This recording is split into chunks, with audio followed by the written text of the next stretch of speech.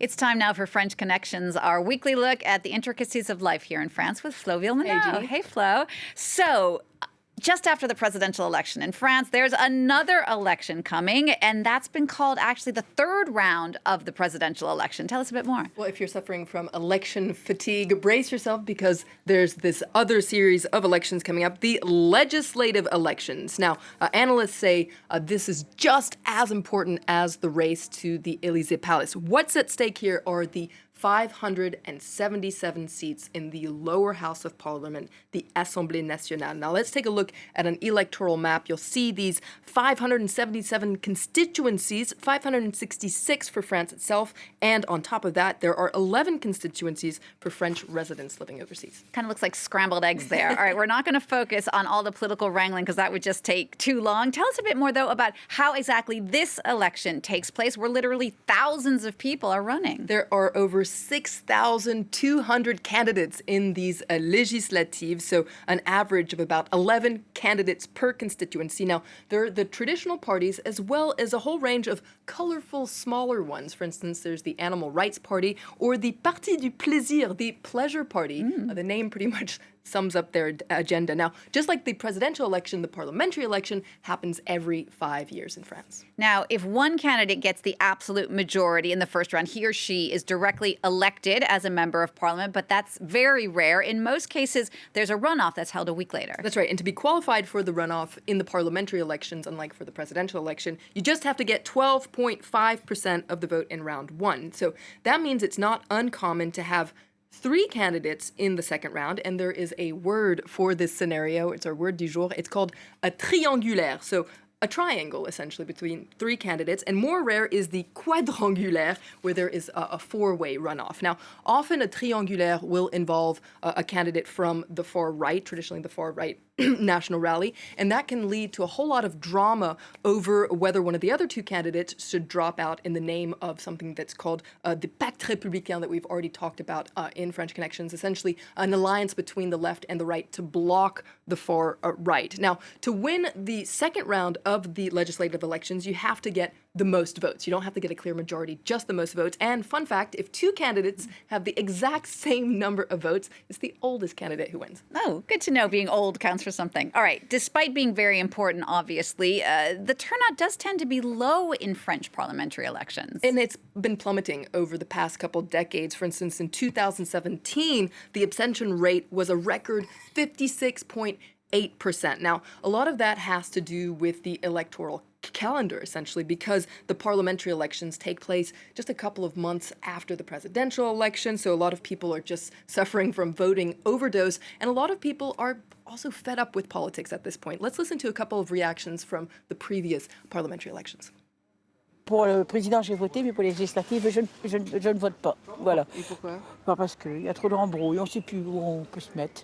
Voilà. Il y a tellement de participants que les gens sont perdus. Il n'y a personne qui m'a vraiment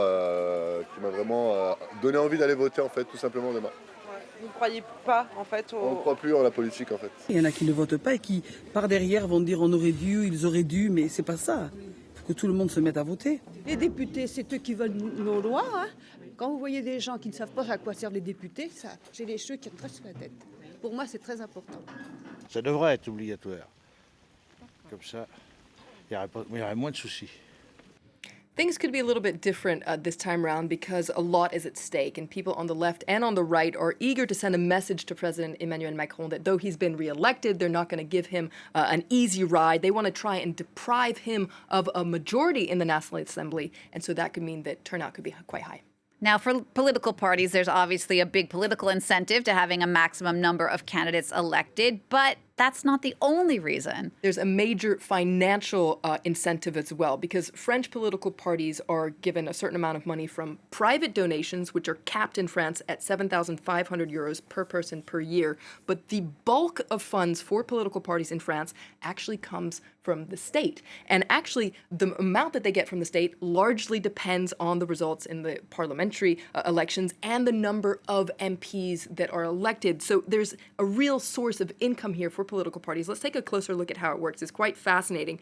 For each vote, a party will get 1.42 euros. It's very precise. It's so long as they get 1% of the vote in 50 constituencies. And for each MP that's actually elected, they get just over 37,000 euros per year for the duration of the 5-year mandate. So political parties can really hit the jackpot if they get a lot of MPs elected. Now, the state gives money, and it also can take money away, because in France, there's a law that forces political parties to include equal numbers of men and women on their party lists, essentially.